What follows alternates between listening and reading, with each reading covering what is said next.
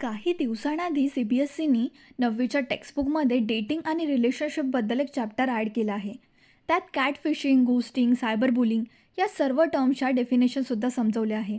यावर लोकांच्या बऱ्याच मिक्स रिॲक्शन बघायला मिळाल्या. काही लोकांनी या डिसिजनची भरभरून तारीफ केली आहे, तर काही लोक म्हणाले, असं शाळेत कोण शिकवतं? मुलं बिघडतील? काय जमाना आलाय. हे वाक्य हमखास ऐकायला मिळालं. पण मुद्दा हा आहे की हे सर्व शैक्षणिक पुस्तकात ॲड करायची गरज का पडली असेल. आणि एवढंच नाही तर या टॉपिकवर बरेच फिल्म्स आणि सिरीजसुद्धा बनलेले आहेत. डिअर जिंदगी, लुकाछुपी, नेव्हर हॅव आय एव्हर, प्यार का पंचनामा, कॉकटेल, लिस्ट आणखीनच वाढत जाईल. तर त्याचं कारण म्हणजे ही या काळाची गरज आहे. Multiple relationships, one night stand, live in, situationship, casual relation, friends with benefits या टर्म्स फक्त टर्म्स नाहीत तर 21व्या शतकातलं फॅक्ट आहे. याचा अर्थ असा नाही की हे सर्व आधी कधी घडलेलं नाही, पण अलीकडच्या काळात हे प्रमाण झपाट्याने वाढायला सुरुवात झाली आहे. त्यामुळे या सर्व गोष्टींबद्दल जागरूकता नसल्यामुळे सुसाईड, मेंटल इश्यूज आणि ओव्हरऑल लोकांवर या सर्व गोष्टींचा खूप परिणाम होतो. आणि खास करून 15 ते 30 वर्षातील लोकांच्या जीवनावर हा परिणाम जास्त जाणवतो. खो गए हम कहा या चित्रपटाची थीम कमी अधिक प्रमाणात याच टॉपिकशी निगडीत आहे. आता बघूया चित्रपटाची थीम. अर्जुन सिंगने डिरेक्ट केलेला हा चित्रपट 3 फ्रेंड्सवर आहे, जे करिअर, रिलेशनशिप व स्वतःचे पर्सनल इश्यू हँडल करत लाईफ जगत आहेत. बेसिकली वयाच्या 25 ते 30 वर्षात येणाऱ्या प्रॉब्लेम्सवर हा फिल्म आहे. चित्रपटाचा स्क्रीन प्ले जोया अख्तर आणि रीमा कागदी यांनी लिहिलेला आहे. चित्रपटाचे प्रोटॅगनिस्ट म्हणजेच लीड कॅरेक्टर आहाना, अनन्या पांडे, इमाद, सिद्धांत चतुर्वेदी आणि नील म्हणजे आदर्श गौरव हे चाइल्डहूड फ्रेंड्स आहेत. आहाना MBA झालेली असून ऑफिसमध्ये एम्प्लॉई आहे आणि आपल्या वर्क लाईफपासून आहाना खुश नाही आहे. ऑफिसमध्ये तिच्या कामाचं क्रेडिट HR घेऊन घेते असं तिला वाटतं. आहाना आणि तिचा बॉयफ्रेंड रोहन 3 वर्षापासून रिलेशनशिपमध्ये आहे. इमाद हा बिझनेसमॅनचा मुलगा आहे, स्टँडअप कॉमेडी करतो, पण तेवढ्यावर तोसुद्धा खुश नाही आहे. पर्सनल लाईफमध्ये इमादचे काही चाइल्डहूड इश्यू आहेत, त्यासाठी तो थेरपी घेत असतो. थेरपी घेण्याची इमादची बिलकुल पण इच्छा नाही आहे, पण वडिलांनी इन्सिस्ट केल्यामुळे नाईलाजाने त्याला थेरपी घ्यावी लागत असते. रिलेशनशिपच्या बाबतीत इमाद टिंडरवर डेटिंग आणि हुकअप करत असतो. तो सिरियस रिलेशनशिपपासून दूर राहतो. आहाना आणि इमाद फ्लॅटमेट्स आहेत. नील हा मिडल क्लास फॅमिलीमधून आहे, जिम ट्रेनर म्हणून काम करतो, पण तो सॅटिस्फाईड नाही आणि त्याला स्वतःचा जिम खोलायची इच्छा आहे. तो एका फेमस इन्फ्लुएन्सर लालासोबत रिलेशनशिपमध्ये असतो. चित्रपटाचे काही नोटेबल सीन्स. चित्रपट हा मेनली सोशल मीडिया लाईफ व यंगस्टर्सच्या इश्यूवर आधारित आहे. त्यामुळे लीड कॅरेक्टर्सचं इंट्रोडक्शन हे completely digital, Instagram reels, post, stories व बॅकग्राऊंडला होने दो जो होता है गाणं, 25व्या वर्षात करिअर व ओव्हरऑल लाईफबद्दलचं असणारं ब्लरी विजन पण बिंदास ॲटिट्यूड आणि एक्साइटमेंटला दाखवत आहे. प्रत्येक इम्पॉर्टंट कॅरेक्टरचं इंट्रोडक्शनसुद्धा इन्स्टा रील आणि पोस्टनी केलेलं आहे.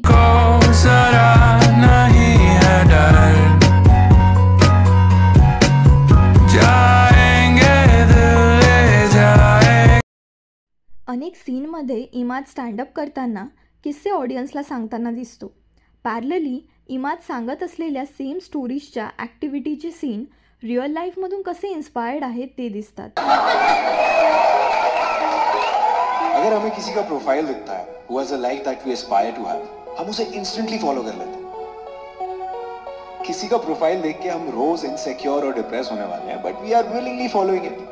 हाउ स्टूपिड इज दैट यार. If you want a daily reminder कि तुम एक डिसअपॉइंटमेंट हो, जस्ट कॉल योर डैड, क्योंकि उनको अभी भी लगता होगा कि बेटा हमारा बड़ा नाम करेगा. चित्रपटाच्या स्टोरीमध्ये सर्व घटना मुंबईमध्ये घडत आहेत. चित्रपटाच्या कलर पॅलेटमध्ये dull, dim, white, black, dark brown colour use केले आहेत, जे चित्रपटाच्या सायकोलॉजीला रिप्रेझेंट करतात, जे फिल्मला सिरियस, लिटिल सॅड पण ॲस्थेटिक लुक देतात. इमादच्या रूममध्ये चार्ली चॅप्लिनची फोटो फ्रेम ठेवलेली आहे, जे सिम्बॉलिक इंडिकेशन आहे चार्ली चॅप्लिन आणि इमादच्या लाईफमध्ये असलेल्या सिमिलॅरिटीजशी. चार्ली आणि इमाद दोघंही कॉमेडी फील्डशी रिलेटेड आहेत आणि चार्लीसारखीच इमादची लाईफसुद्धा दुःखी आहे. एका सीनमध्ये आहाना आपल्या बॉयफ्रेंडला मेसेज टाईप करत आहे. त्यावेळेस ती सोफ्यावर बसून आहे. तिच्या आजूबाजूला इमाद आणि नील बसून आहेत. ती टाईप करत असलेल्या डायलॉगचा व्हॉइस ओव्हर बॅकग्राऊंडला सुरू आहे. त्याबरोबरच कॅमेरा कधी नील व कधी इमाद करत असलेल्या ॲक्टिव्हिटीवर फोकस होतो आहे. त्यावरून ती म्हणत असलेले काही डायलॉग त्या दोघांच्या सिच्युएशनशी सुद्धा मॅच करत आहेत हे आपल्याला समजतं. चित्रपटात बऱ्याच सीनमध्ये मॅच कट वापरलेला आहे. मॅच कट म्हणजे एका सीनला दुसऱ्या सीनशी सिमिलर ॲक्शन किंवा सब्जेक्टने जोडणे, जो तुम्हाला स्मूथली एका सीनमधून दुसऱ्या सीनला घेऊन जाईल व दोन सिच्युएशनमध्ये असलेल्या सिमिलॅरिटीजला दाखवेल. अहाना इमादला उशी फेकून मारते तो सीन कट होऊन बॉलिंग गेममध्ये बॉल जाताना दिसतो. अशा अजून 2 ते 3 सीनमध्ये मॅच कट क्रिएटिव्हली वापरलेला आहे. या फिल्ममध्ये बिल्डिंगवर दिलेले नाव हे त्या सीनमध्ये घडत असलेल्या सिच्युएशनला रिव्हील करत आहे.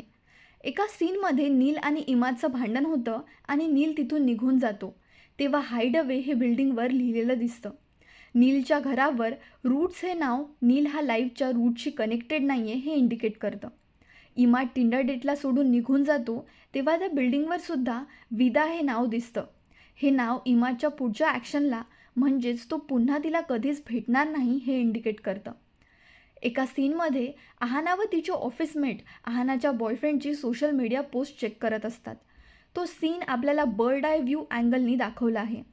सर्क्युलर शेपमध्ये असलेल्या पायऱ्यांवर अहाना आणि तिची कलिग बसून डिस्कस करताना दिसतात. त्या सीनवरून जे दिसतं ते तेवढं सरळ नाही आहे हे समजतं. इमाद जेव्हा सिमरनला आपलं खरं नाव झिशान नाही इमाद आहे हे सांगतो तेव्हा त्या सीनमध्ये सिमरन लिफ्टमधून खाली जात असते. इमादने ही गोष्ट रिव्हील केल्यावर सिमरनला एक छोटासा स्वीट शॉक बसतो. तिथे इमाद सिमरनशी ओपन अप होत आहे हे त्या शॉटवरून दाखवलं गेलं आहे. फिल्ममधल्या बऱ्याच सीनमध्ये आपल्याला दारू सिगरेट घेताना बऱ्याचदा लोक फोन वापरताना दाखवले आहेत. हे एक प्रकारे वाढत चाललेल्या आणि नॉर्मलाइज झालेल्या ॲडिक्शनला दाखवत आहे. चित्रपट का बघावा?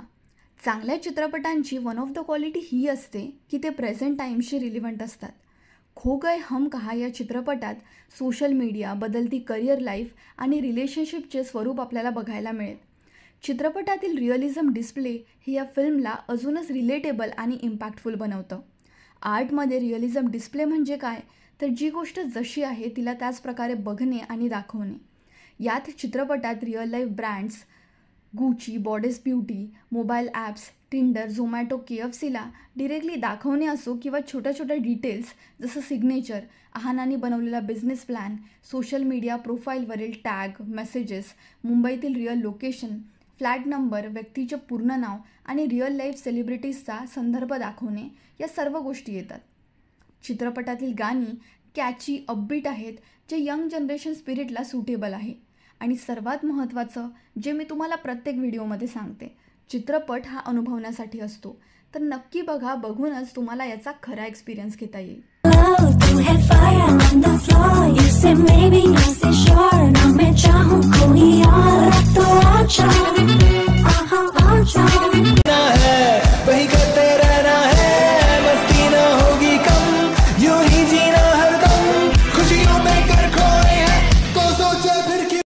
Question of the topic.